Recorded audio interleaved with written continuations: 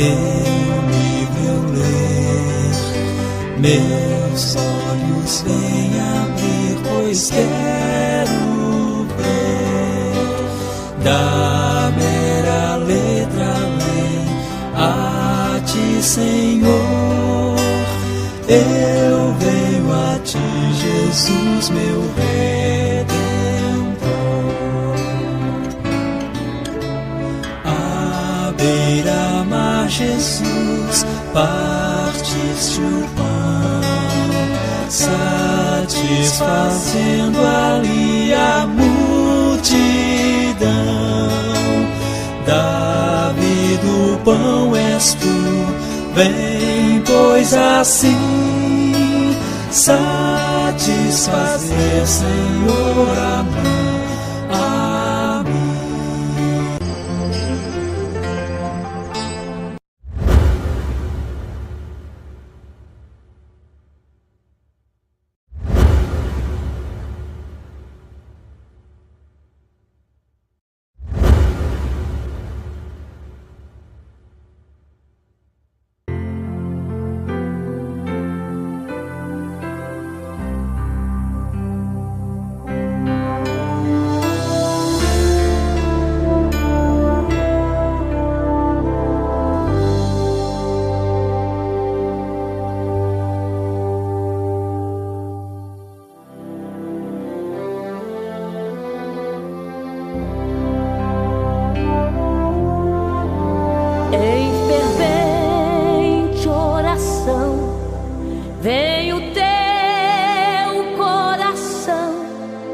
Na presença de Deus derramar,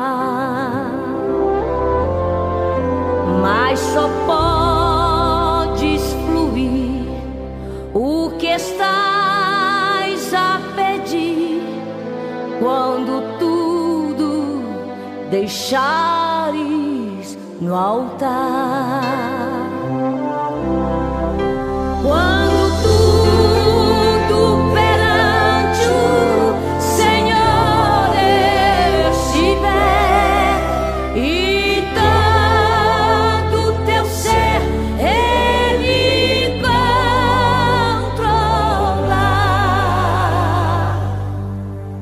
só então hás de ver que o Senhor tem poder quando tudo deixares no altar.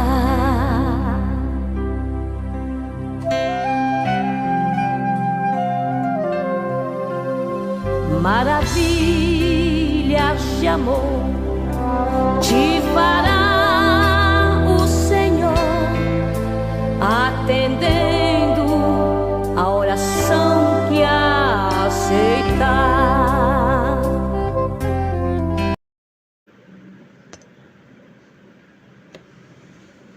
Bom dia, na paz do Senhor Jesus. Aqui estamos para a nossa escola. Hoje, se Deus quiser, encerramos com um arrebatamento da igreja, né? Que é o mais esperado pelos cristãos, sobretudo os pré-tribulacionistas, né? Porque existe também os mid, que para eles vão passar pela tribulação, e então a gente vai respeitar, né, essa parte, porque nós nunca vamos ficar discutindo esses pontos, essas correntes teológicas, não é isso?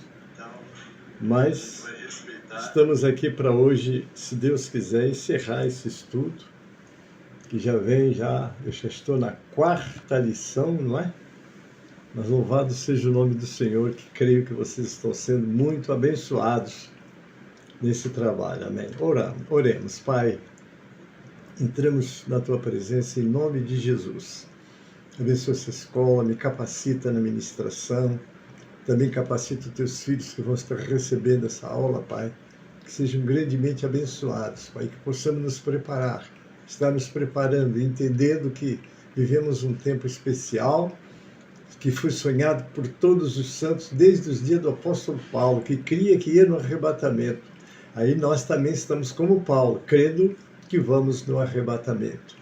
Pai, abençoa esta aula, me capacita, abençoa todos que vão estar comigo, abençoa a tua igreja na terra, ó Deus, sem divisão denominacional, mas a tua igreja salva aqueles que um dia estarão juntos na tua glória, te servindo e te adorando em verdade, porque aí já estaremos pessoalmente contigo, Pai. Prepara-nos para esse momento, abençoe grandemente. Oramos assim com ação de graça, em nome de Jesus. Amém. Amém, amados. Já temos Gilmara Carvalho Rocha. Bom dia, na paz, Gilmara, bem-vinda. E vamos ao louvor de abertura, 545 do cantor cristão. Márcia Cristina, minha filha, Deus abençoe, melhoras aí para você. Amém, querida, ela está se recuperando da operação, mas está bem, está aqui comigo, graças a Deus. Talvez alunos escola, a palavra de Deus estudar, boas novas ouvirmos de Cristo, em favores reais alcançar. Oh, vem, vem, vem, vem, se vem na escola comigo, ouvir boas novas dos céus, boas coisas ali aprendemos, da bendita palavra de Deus. Vamos, jovens alunos, escola, pois queremos louvar ao Senhor, seus conselhos ouvir com respeito, que se ensinam ali com amor. Oh, vem, vem, vem, vem, se vem à escola comigo, ouvir boas novas do céu, boas coisas ali aprendemos, da bendita palavra de Deus. Ó Jesus, ser presente na escola, inspirando no santo poder, e que sempre do estudo aqui feito, muito fruto possamos colher. Ó, vem, vem, vem, vem, sim, vem à escola comigo.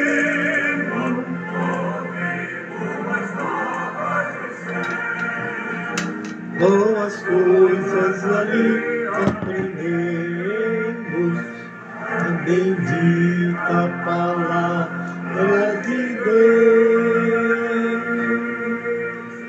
Amém, amados. Estou dando as boas-vindas a todos vocês. Rosival Nascimento, um grande abraço também na Isabelle e toda a família. Rosana Santos, sejam todos bem-vindos. É uma alegria muito grande tê-los conosco nessa aula. E hoje vamos falar sobre o arrebatamento da igreja, não é? Será que está preocupando os crentes do presente século? Estão pensando, vamos ser arrebatados? Muitos dizem, não, a igreja vai passar pela tribulação. Outros dizem, não, ela vai subir no meio da tribulação. Bom, são correntes teológicas, e quando se fala em correntes teológicas, são pensamentos, denominações, elas abraçam, né? Está aí Lida Gomes, bem-vinda, Deus abençoe. E nós vamos estar também trazendo para vocês uma instrução sobre essas três correntes teológicas. Nós temos os ou melhor, os pré-tribulacionistas, eu não vou negar para vocês, eu sou pré-tribulacionista. Tem os ou essa, que é os pré, aqueles que vão ser arrebatados na primeira chamada. Jesus, de repente, vai levar a igreja. Então, esses são os pré-tribulacionistas, né? Agora, tem também os médios, que é no meio da tribulação que ele vai levar. Outros são pós-tribulacionistas, depois da tribulação que o Senhor vai levar. Muito bem. Então, nós já vamos começar, né, exatamente trazendo para vocês uma aula sobre este assunto, não é? E é bom você abrir sua Bíblia, né? Porque eu ensino isso na igreja que pastoreio, né? Fala-se lá no capítulo 17 de Atos dos bereanos. Os bereanos, diz a Bíblia, foram mais nobres do que os de Tessalônica. porque examinavam nas Escrituras tudo que os apóstolos ensinavam para ver se estava de acordo com as Escrituras. É o que nós devemos fazer. O pastor Gênesis está falando, abre sua Bíblia, deixa eu ver se o que ele está ensinando tem base nas Escrituras ou se é uma ideia. Porque às vezes o pregador ele se lança, né, com a capacidade, com o conhecimento e acaba tropeçando na própria palavra quando começa a dar ideias sobre as Escrituras, né? Louvado é o nome do Senhor. Está aí Otávio de Mata, peraí. É Otávio de Mata. Deus abençoe, bem-vindo, querido. Então vamos lá. O arrebatamento é o evento futuro no qual Jesus Cristo descerá do céu. Olha que glória. Os corpos dos crentes falecidos ressuscitarão e dos crentes vivos serão transformados de imediato em sua gloriosa presença. Em seguida os levará para o céu, vai levar para o céu, para viver eternamente com eles, né? O arrebatamento é a feliz esperança da igreja. Nós vamos ler depois 1 Coríntios 15, 51 a 57 e 1 Tessalonicenses 4, 13 a 17. São os textos que dão bastante base para esse entendimento. Mas agora vamos começar a analisar os documentos históricos e que durante muitos anos, Diácono Dilson, bem-vindo, querido, Deus abençoe. Vamos lá. O documento descreve 3 visões escatológicas sobre o arrebatamento da igreja. Pré-tribulacionista, em que a igreja é arrebatada antes da grande tribulação. Os mid-tribulacionista, em que o arrebatamento ocorre no meio da tribulação, e os pós-tribulacionistas, em que a igreja só é arrebatada após os 7 anos de tribulação. Então, aquilo que dissemos, são 3 correntes. Adelina Barbosa, querida, Deus abençoe, dá um abraço no nosso povo aí de Mogi Guaçu. Então tem essas 3 correntes, grandes doutores interpretam, não é? Depois a igreja passa pela tribulação. Até no ministério que eu estou, já vi um dos nossos pastores, não, nós vamos passar pela tribulação. Eu ensino a Bíblia, eu mostro a Bíblia, mas eu não quero dizer que você não tenha a liberdade de estudar e ter a sua concepção ou criar a sua corrente. Neuza Fernandes, bem-vinda, querida. Entendeu? Mas a Bíblia é muito clara, a igreja será arrebatada antes da tribulação. Vamos lá.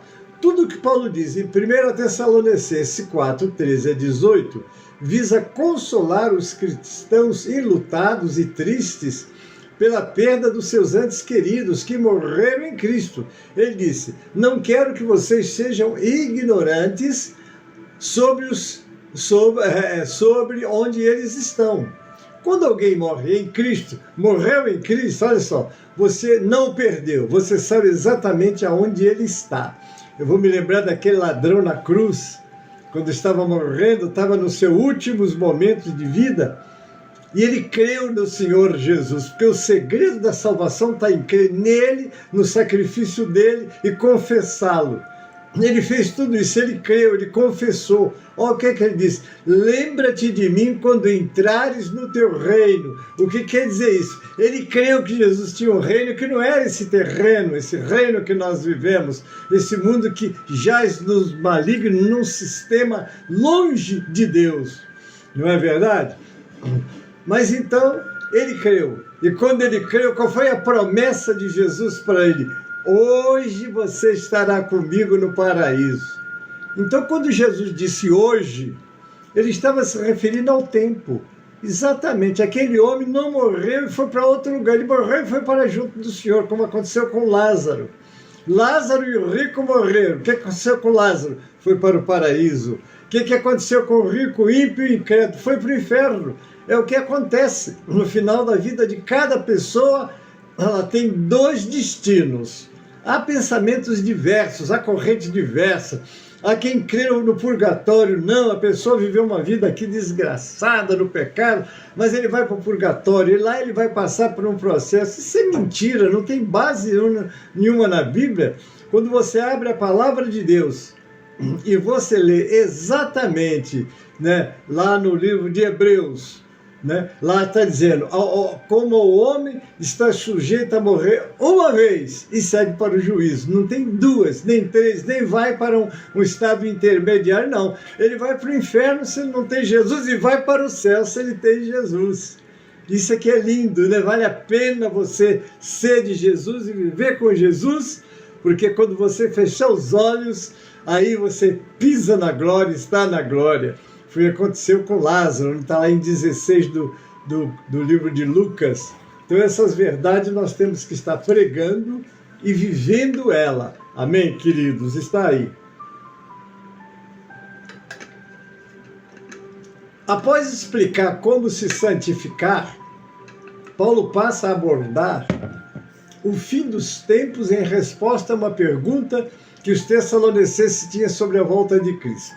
A principal exortação de Paulo em relação à expectativa do fim dos tempos era viver uma vida santa, ser santificado, não ficar de braços cruzados esperando que Jesus retornasse. Não. Jesus vai voltar, eu vou ficar esperando. Não. Jesus vai voltar e lhe deu uma missão: ide e pregai o evangelho a toda criatura. Ele acabara de exortá-los a viver uma vida tranquila e trabalhar com as mãos e não passar necessidade, e se ocupar com o serviço e a provisão, porque Jesus estava voltando. Olha, quantos anos se passaram desde que Paulo escreveu essa carta?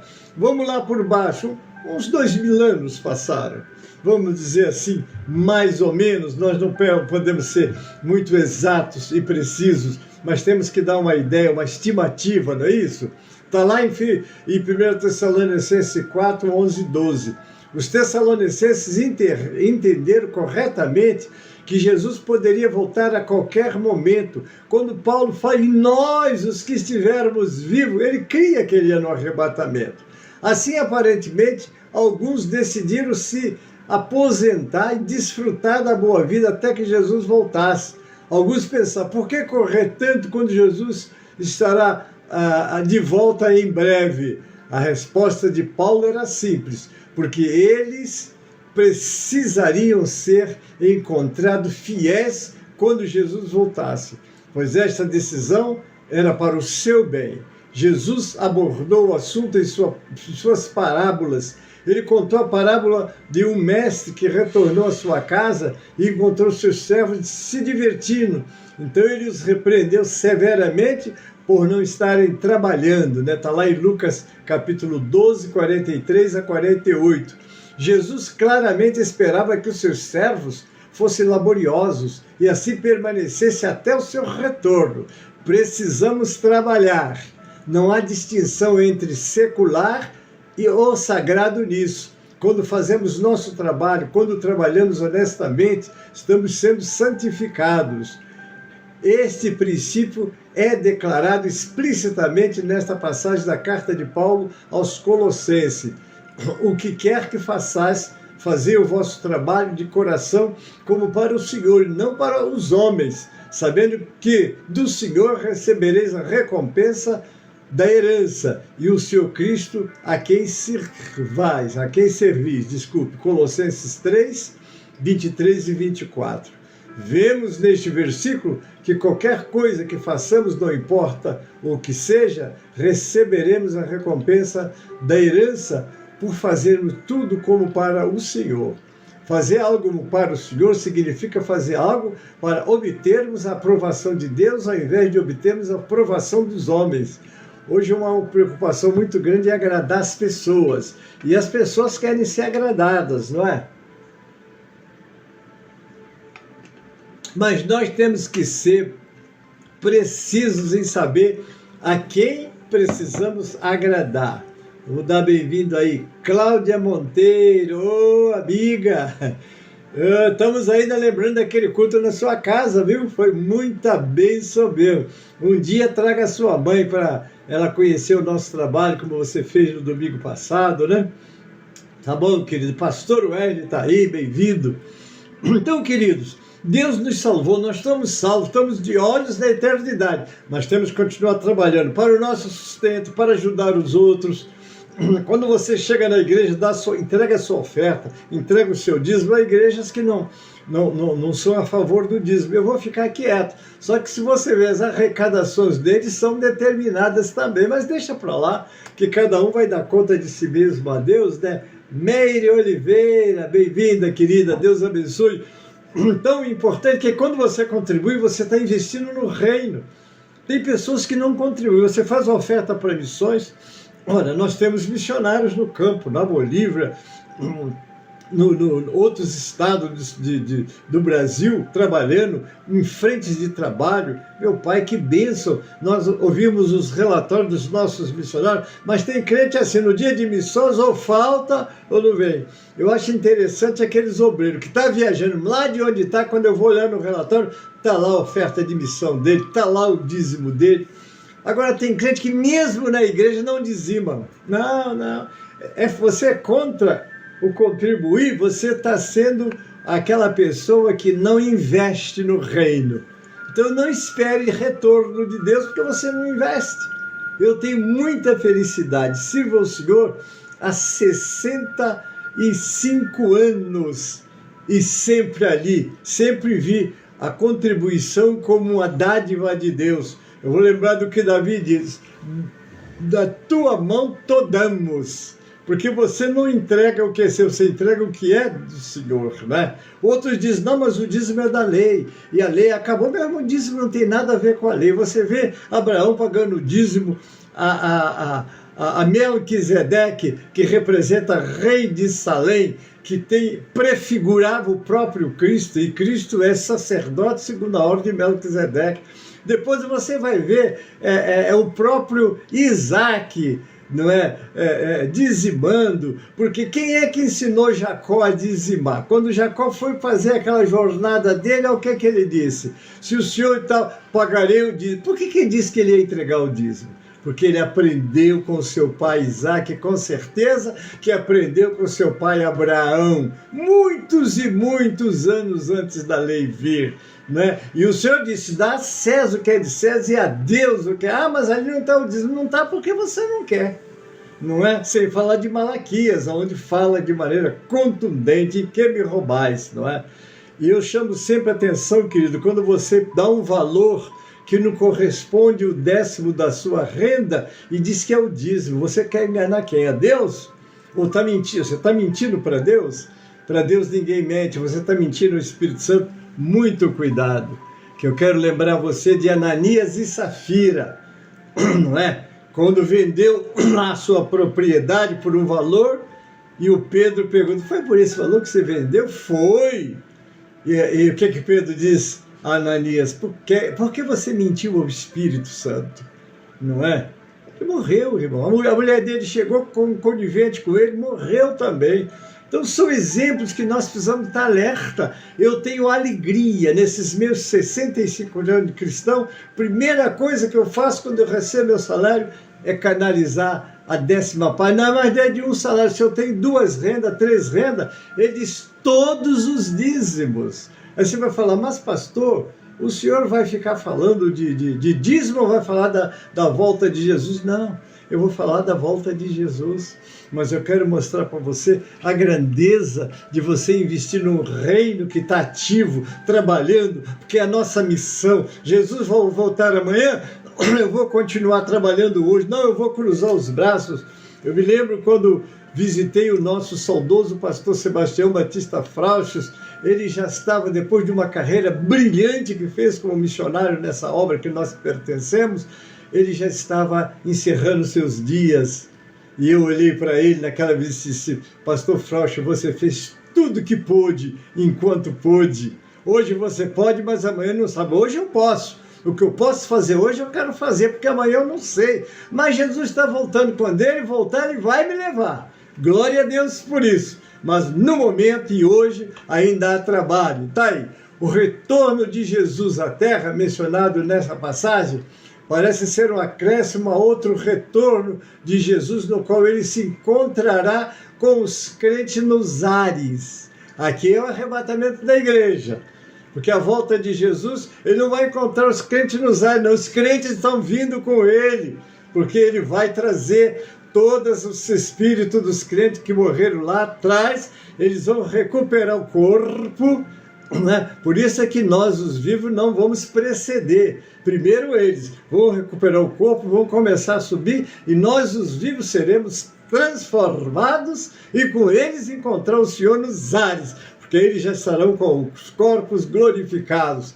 Então vamos lá. Novamente era apropriado que Jesus compartilhasse sobre o seu retorno à terra, enquanto estava sentado no Monte das Oliveiras com seus discípulos, porque o Monte das Oliveiras é o mesmo local onde Jesus, o Messias, o Filho do Homem, logo ascenderia ao céu após a sua morte e ressurreição. Está lá em Atos 1:9.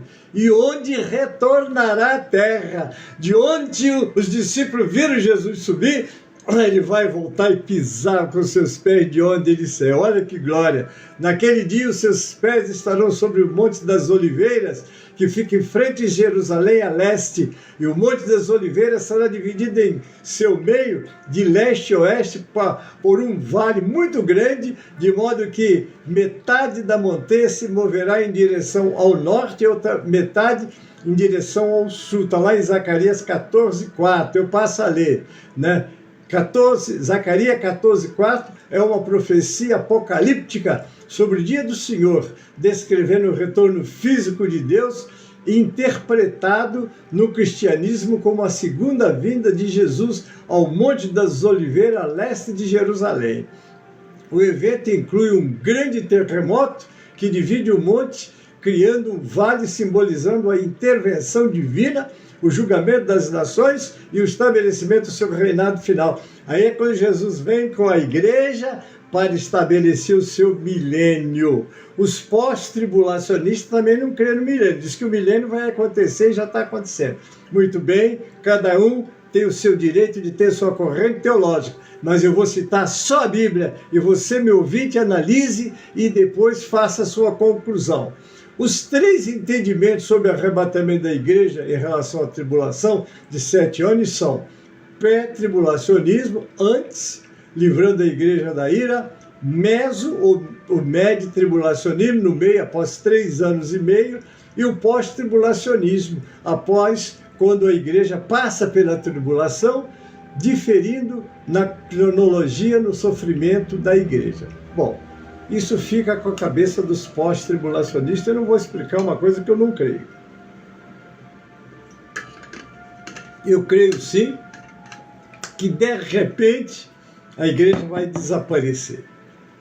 Isso conclui a resposta de Jesus à segunda pergunta dos seus discípulos, perguntando-lhe: qual será o sinal da tua vinda? Está lá em Mateus 24:3. Sua resposta foi que ele não precisaria de um sinal, porque quando ele voltar, todos saberão. Obviamente, aqui ele não está falando do arrebatamento da igreja, está falando da vinda com a igreja, né?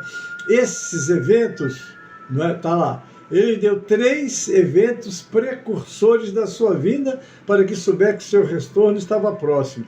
Esses eventos eram a abominação da desolação, está lá em Mateus 24:15, a grande tribulação, Mateus 24:21, e o escurecimento do sol e da lua e das estrelas. Mateus, vocês estão percebendo que são acontecimentos visíveis para todos, mas o arrebatamento da igreja vai ser uma coisa assim, ó.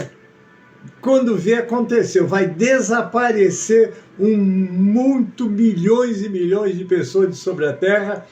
Ninguém vai explicar, mas não importa. Logo depois dos 7 anos, eles vão ver cumprir-se o restante. Quando isso acontecer, pode contar 7 anos, não é? Que vai ser os primeiros 3 anos e meio. O anticristo vai fazer aquele trabalho pacífico, de maneira sorrateira, de maneira sagaz, não é? E depois vai abrir e vai pedir adoração. Os próprios judeus, segundo o entendimento escatológico, eles não aceitaram Jesus como Messias, mas vão aceitar o anticristo como Messias. Mas na metade da tribulação, eles vão ver que erraram. Aí vão aclamar o Senhor. Aí vai haver uma descida do Espírito Santo agora sobre os judeus. Pastor, o que é isso que o senhor está falando? Está falando o que está na Bíblia. Não é verdade? Então está escrito isso lá. E Daniel fala sobre isso, está lá. Ao usar a frase abominação da desolação, Jesus está se referindo a Daniel 12:11, e Daniel 12 indica que haverá um tempo importante que durará 75 dias após os 3 anos e meio, ou 1260 dias da grande tribulação. Ele está falando aqui. Daniel continua dizendo que haverá uma bênção especial para os que continuarem esperando e alcançarem os 1335 dias. Pode ser que o retorno de Jesus ocorra imediatamente após a tribulação daqueles dias, ou perto de 1335 dias. Também pode ser que muitos dos outros sinais preditos, como os descritos nesta passagem, ocorreram durante o tempo entre o final da grande tribulação, entre os 1290 e os 1335 dias, Daniel 12, 11 e 12. Isto é apoiado pela frase que indica que os distúrbios cósmicos ocorrerão imediatamente após a tribulação daqueles dias. Isso tudo acontecerá já no finalzinho da tribulação. A grande tribulação parece ter 1260 dias, mas Daniel 12 fala tanto de 1290 quanto de 1335 dias. Essa pista é intrigante e obscura, talvez seja clara para os que viverão naqueles tempos. Então, vejam bem que é uma coisa muito, muito interessante, queridos, porque eu creio que o Senhor vai arrebatar a sua igreja. Ele vai levar a sua igreja para a glória do seu nome, como está dito, não abrir e fechar de olhos, né? Porque de repente os mortos ressuscitarão, olha que o Senhor já veio. Porque para os mortos ressuscitar é preciso que ele traga os espíritos dos mortos e eles virão com ele para tomar os seus corpos, para levantarem da sepultura. Aí nós, os que estivermos vivos, seremos transformados e de repente vamos começar a subir, né? Embora a vinda de Jesus não ocorresse durante a vida das pessoas que ele se dirigia em Mateus 24, ele as prepara para o que aconteceria, para que ficassem alerta por causa da certeza dos eventos e da incerteza da perspectiva delas no momento. Mateus 24, 42. Jesus fornece aos seus ouvintes um esboço do futuro para que eles saibam que os planos de Deus se concretizarão e que ele deu aos seus discípulos uma mordomia com a qual deverão ser fiéis. Olha, você é mordomo de Deus, eu sou mordomo de Deus. Que devo fazer? Viver uma vida no altar, pregar a palavra, ensinar a palavra, despertar o povo, sobretudo aqueles que estão adormecidos. Devemos nos esforçar para aproveitar o máximo tempo que ele nos concedeu. Está lá em Efésios 5,16, aconselha remir o tempo, quer dizer, aproveitar ao máximo cada oportunidade, pois os dias são considerados maus, coisa séria, né? Então o versículo incentiva a viver com sabedoria, utilizando o tempo para propósitos divinos e não para o que não provém do Senhor. Como é que você está ocupando o seu tempo? Que tempo você tem dado para Deus? Porque aí nós vamos lembrar daquele texto que está lá no livro de 2 de Pedro, né? Eu vou até ler para vocês, 2 de Pedro, capítulo 3. Estou aqui com a Bíblia da minha esposa que está trancada, deixa eu abrir ela. 2 Pedro, capítulo 3, do versículo 9, nós vemos aqui como é que Pedro está nos alertando, porque se levantaria muitos contra, né? Está aqui, capítulo 3, de 2 Pedro, versículo 9. Acho que eu pela primeira vez estou abrindo a Bíblia nesse texto aqui, ela está bem coladinha, mas é que a minha não está aqui agora. Eu disse 3, né?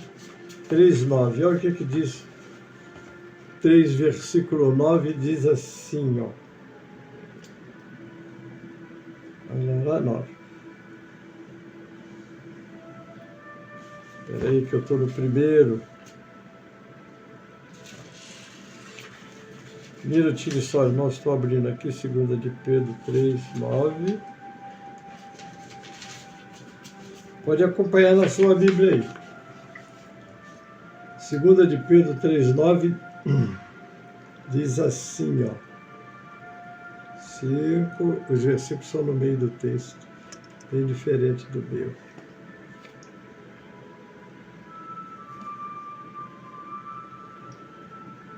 Olha, o Senhor não demore em cumprir a sua promessa, como julgam alguns. Ao contrário, Ele é paciente com vocês, não querendo que ninguém pereça, mas que todos cheguem ao arrependimento. Chegar ao arrependimento. Por isso é que o Evangelho tem que estar sendo pregado, não é? E mostrado para a humanidade que eles têm um Deus no céu, não aposentou nem envelheceu, não é? Ele continua, porque lá não existe envelhecimento, ele vive na eternidade, para onde vamos. E ele, quando ressuscitou, ele não ressuscitou com um corpo igual ao meu, ele ressuscitou com um corpo glorificado, não é? É incorruptível, imortal, não pode morrer mais. Jesus experimentou a morte em nosso favor, mas agora não. Agora ele já está nos esperando na glória, não é, queridos? Então o que nós precisamos é isso mesmo, é estarmos atentos a tudo que estamos fazendo para o nosso Pai Celeste, porque tudo que estamos fazendo tem que ser em prol da sua vida. Ele está voltando, não é? Brevemente vai sair uma notícia de um povo que desapareceu. Vai ser o desaparecimento, desapareceram. Onde é que está o fulano, o Beltrano e o Ciclano? O senhor, quando falou dessa data, queridos, ele chegou a dizer: 2 estarão numa cama, um será tomado e o outro será deixado. Olha que coisa fantástica. 2 trabalhando no moinho, um será tomado e o outro será deixado. O que ele está dizendo? O arrebatamento da igreja, não é a vinda de Jesus, não, é o arrebatamento. Porque no arrebatamento vai ser num abrir e fechar de olhos, não é? Então o que acontece no abrir e fechar de olhos não é visto por todos, porque você fecha o olho e abre, você não vê, não é? Como o relâmpago que mostra e vai e desaparece. Assim será a vinda do Filho do Homem. Mas enquanto esperamos Ele, o que devemos fazer? Trabalhar, anunciar, mostrar, viver, não é? Porque hoje o mundo, estrategicamente, Satanás cria modas, cria costumes, e se você prestar atenção, todos eles te afastam do Criador. Tem muito crentes dormindo, né? Por isso que Paulo diz: desperta tu que dormes, levanta-te dentre os mortos e Cristo te iluminará. Porque se o crente estiver dormindo, queridos, envolvido, eu vejo crentes da igreja que está preocupado mais com a moda do que com a sua santificação. E vocês aprenderam que nessa aula eu dei para vocês, né? Que a santificação, ela é a segunda parte da salvação. A primeira parte é nascer de novo, quer dizer, deixar Deus abrir os teus olhos para as coisas dele, né? Foi o que ele disse para Nicodemo: se você não nascer de novo, você não vai ver o reino. Então, para ver, tem que nascer de novo, valorizar as coisas de Deus. Então, isso tudo depende de uma vida diferente. Porque se você diz assim: olha, eu sou crente na igreja, sou lá, sou trabalhador, sou pastor, não importa que você seja, não. Tem muitos pastores no inferno hoje que foram pastores só no título. Esqueceu de nascer de novo. Esqueceu de entrar no segundo plano. Porque o primeiro plano é nascer para valorizar. Maria de Socorro, bem-vinda. Noemi Cortez. Eita, estamos sendo assistidos de longe. Está na Bolívia, está no Brasil, que essa daí é Bolívia e Brasil, Brasil e Bolívia. Deus te abençoe. Bom, um abraço ao Cupertino. O Cupertino está aqui no Rio de Janeiro, né? Glória a Deus por isso. Então, queridos, nós temos que viver sabendo disso, não é? Eu gosto muito daquele texto de Colossenses 3. Se já ressuscitaste com Cristo, buscai as coisas que são de cima, não as que são na terra. Aí a segunda frase: porque já estáis mortos e a vossa vida está escondida com Cristo em Deus. Quando Cristo, que é a nossa vida, se manifestar, então se vós vos manifestareis com Ele em glória. Agora o restante é: mortificai, pois, o vosso corpo. Tudo que o corpo deseja e anseia. Gente, nós temos que lutar com Deus para mortificar. Verdade, é isso. E muitos estão amando as verdades que o mundo oferece. Que pena, querida irmã Maria do Socorro, mas é isso que a irmã está falando mesmo. Crente na moda. Meu irmão, por que você está com... está na moda, eu não quero ser diferente, mas você tem que ser diferente. O mundo tem que ver em você outra criatura. E é claro que não é só na aparência, não. É na vida. Porque o Senhor trabalha no nosso caráter. Quem odiava, quem roubava. Tem crente que entra na casa das famílias para trabalhar e encontra uma coisa de valor. Isso aqui a minha patroa tem muito, isso não vai fazer falta. Pega, você sabe o que você fez? Você acabou de roubar. Você acabou de transgredir um mandamento do Senhor, não roubará. Está em dívida com Deus. Mas ele não precisa. Se você quer algum bem, se você gostou, conversa com a tua patroa. Patroa, bonito, né? Será que não está sobrando um que a senhora me dê? Fala. Não tenha vergonha, não. Pedi. Jesus disse, pedi e dar-se-vos-á. Não é isso? Deixa eu ver aí quem está. Srinukshanda. Índia, bem-vinda. Peraí, deixa eu ver esse nome aqui. Srinukshanda, Índia. Nossa, tá de longe. Seja bem-vinda. Ela está falando um idioma que eu não vou repetir, que eu não sei falar. Mas é bem-vinda, ela deve estar me entendendo, está na Índia assistindo. Glória a Deus. Deus disse para mim mesmo que eu não parasse esse trabalho das lives, porque Ele estava penetrando em lugares que eu nem conheço. Olha, glória a Deus. Pastor Abraão, Índia, está falando da Índia. Amém. Deus abençoe vocês aí, viu? Porque isso, a palavra de Deus, ela está para alcançar toda a humanidade. Eu tenho essa alegria, irmãos. Às vezes é África, é Índia, é Estados Unidos, todos nos acompanham nessas aulas, que Deus os abençoe. Mas, queridos, nós temos que entender, nós somos nova criatura. A primeira parte da salvação é crer. Crer para ser livre da condenação. Agora a segunda fase é a santificação. Fala aí, Hebreus 3, seguir a paz com todos e a santificação, sem a qual ninguém verá o Senhor. Não, mas a minha igreja pode. Meu irmão, a igreja não tem o poder de estar aqui a palavra de Deus. Essa é a Bíblia da minha esposa que ela ganhou, olha que linda, não é? Então, quero dizer para você, a tua vida, a tua salvação e a tua condenação está na palavra de Deus. Por isso que está escrito, e Jesus disse, eu não vim julgar o mundo, eu vim salvar.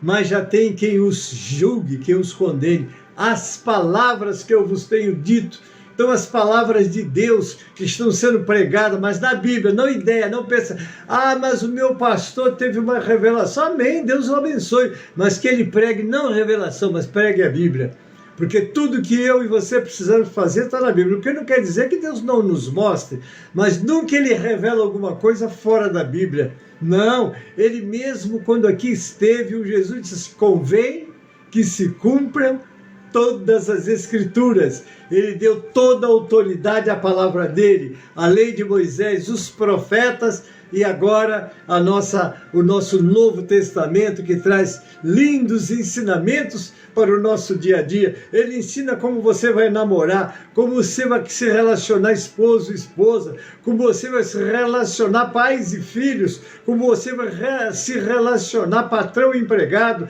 empregado e patrão, né? Socialmente.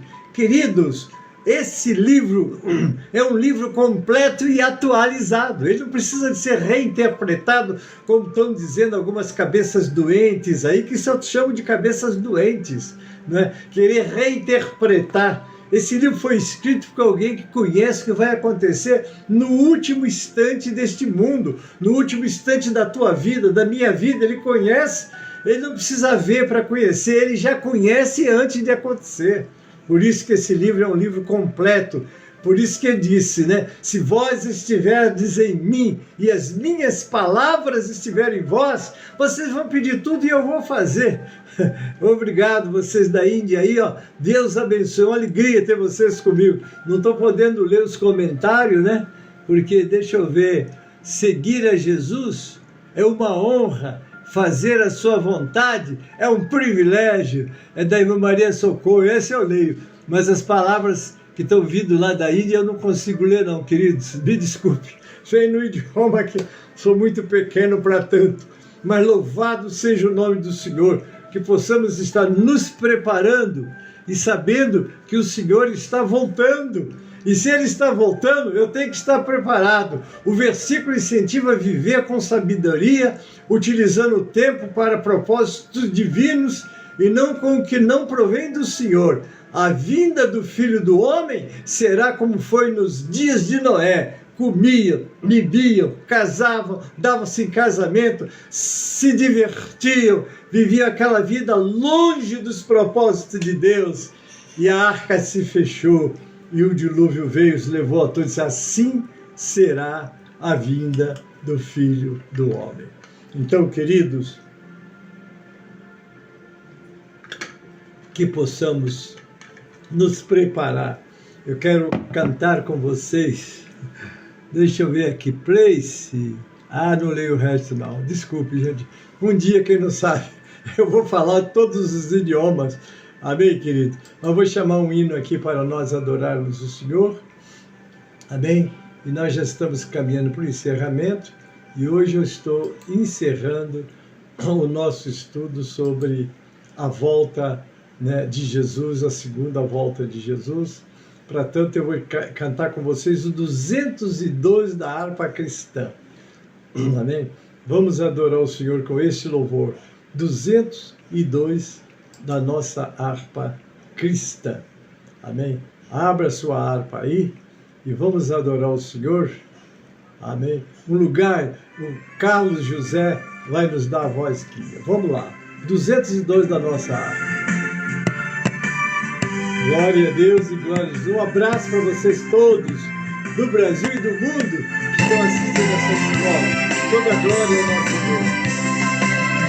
Junto ao trono de Deus preparado, aqui está um lugar para ti. Há perfumes, há gozos ao dar, há delícias profusas aí. Sim, ali, e seus anjos fiéis rodear. Pastor também está assistindo, um abraço, colega. Pastor Abraão, olha, glória a Deus. Deus nos espera, Jesus. Os encantos da terra não podem dar ideia do gozo dali. Se na terra os prazeres acordam, são prazeres que escapam-se aqui. Mas ali, as venturas Oh Deus, eterna, a existência perpétua da luz, a tornar-nos felizes com Jesus. Glória a Deus, aleluia. É para a eternidade que nós vamos pisar nela, ficar 7 anos. Mas acho que vai ser muito rápido. Conservemos em nossa lembrança as riquezas do lindo Pai. Ô Devani, abraço, querido. Conosco a esperança de uma vida melhor, mais feliz. Pois dali, uma voz verdadeira não cansa, e oferecemos no reino da luz o amor protetor de Jesus. Se quiseres na cultura, que no Pai. Sérgio da Conceição, um abraço, querido. é somente sentir de alma pura que de graça Jesus nos dará. Pois dali, cheio de amor e ternura, esse amor mostrou-nos na cruz, nos escuta, nos ouve Jesus. Glória a Deus e glória a Jesus. Amém, queridos? Estejamos preparados. Hoje não, mas Igual quando a pessoa diz que vai fazer regime para emagrecer, segunda-feira eu começo. É uma segunda-feira que nunca chega. Eu tinha um judeu companheiro meu no Rio de Janeiro, quando eu trabalhava lá, Rosângela Fraustes. Bem-vinda, querida, palavra abençoada, pois estava aqui ouvindo e meditando sobre a palavra de hoje. Deus continue te usando poderosamente o reino. Envie um abraço para sua esposa e família. Rosângela Fraust, um abraço, querida. Afinal, está no Brasil ou está nos Estados Unidos? Se estiver no Brasil, não deixa de estar na nossa Assembleia Geral. Quero te ver pessoalmente. Se não, fica mesmo à distância, né? Não sei se você virá. Queridos, estamos encerrando, mas vou dizer com vontade. No domingo na igreja, quando cheguei na igreja, um dos membros da igreja me chamou e disse: mas pastor, por que o senhor parou? Estava tão bom, por que não continuou? Falei: não, meu irmão, eu prego 1 hora, né? Já está chegando no final. Mas é uma alegria. Você aí da Índia, pastor Abraão, um abraço, querido. Deus te abençoe grandemente. Louvado é o Senhor. Hoje a escola foi longe, estava lá na Índia. Amém, glória a Deus por isso, que a palavra de Deus não tem fronteiras, é um livro mesmo, não é? Que dá e abençoa o mundo inteiro, e quem crer e for batizado será salvo. Mas não esqueça que tem que crer para salvação, santificar para vencer o pecado, e depois a terceira parte que eu não falei, e ser glorificado é quando você é recebido na glória, e nunca mais o pecado tem acesso a você. Mas no período de santificação exige esforço, exige renúncia, exige busca de Deus. Amém, queridos? Estou encerrando, Deus abençoe, e no próximo domingo, com certeza, nós vamos começar com a nova aula, né? E agora eu estou já encerrando, quero conhecer os aniversariantes da semana. Você fez aniversário essa semana, parabéns. Deus te abençoe e multiplique essa data por longos e longos anos. Estou morando em Orlando. Tu ainda está nos Estados Unidos. Um abraço, querida. Muito bem, volta daqui a 2 anos, então tá bom. A gente vai ter paciência, mas o desejo de um reencontro é grande. Se puder, me faz uma surpresa aqui na igreja de São Miguel. Pega sua mãezinha, seu paizinho agora, cadeiros. Venham para aqui passar um dia comigo, almoçar aqui em casa. Vai ser uma alegria muito grande. Quando voltar, vai ser uma alegria recebê-los. Queridos, você fez aniversário, parabéns, Deus te abençoe, multiplique essa data. Vamos recitar o versículo do aniversariante? É o Salmo 90:12. Ensina-nos a contar os nossos dias de tal maneira que alcancemos corações sábios. Deus te abençoe, Deus multiplique essa data na presença dele. Não esqueça, Jesus está voltando, pode voltar amanhã. Você está preparado? Porque não vai ter tempo. Deixa... Não. Tem que estar preparado, como disse alguém, vivamos hoje como se Jesus Cristo voltasse amanhã. Eu sempre estou num dia dizendo, hoje é o dia que o Senhor me fez. Eu não sei se amanhã ainda estarei aqui, mas hoje eu estou, né? Está aí, oh Deus poderoso. Vai ser uma honra para mim, sim, para mim também te receber com essa família querida e que eu já conheço há mais de 60 anos, misericórdia. Estamos juntos há mais de 60 anos, glória a Deus. Não que a gente esteja muito idoso, eu só vou fazer 80 em maio. O pastor Calheiro já passou um pouquinho, mas está aí valente e forte. Vilma nem fala, Vilma é novinha, né? Vilma é novinha. Mas ainda tem muita lenha para queimar esses homens. Que Deus me ajude a ter um pouco de lenha ainda para queimar.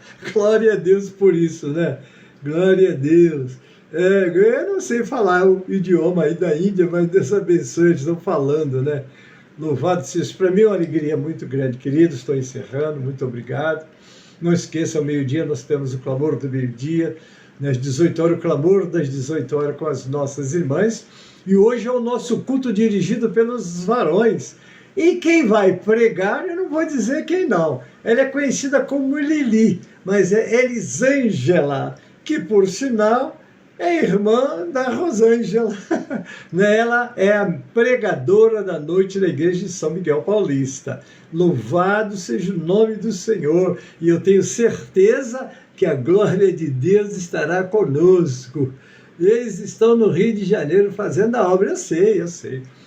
Pastor Calheiro é um dos pilares desta obra. Louvado seja o nome do Senhor. Meu pai, no ministério, foi aquele homem que me pegou e disse: Gênesis, eu estava lá sentado, sem era, nem beira, nem destino.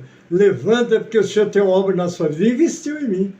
Investiu, me preparou, me levou para o seminário, é a Faculdade de Teologia do Rio de Janeiro, me levou, me ajudou, e hoje eu estou aqui com a graça de Deus e com muito dos ensinamentos, fazendo a pequena obra que o Senhor colocou, e por misericórdia tem me sustentado até hoje. Eu digo até hoje porque eu não sei se amanhã estou aqui.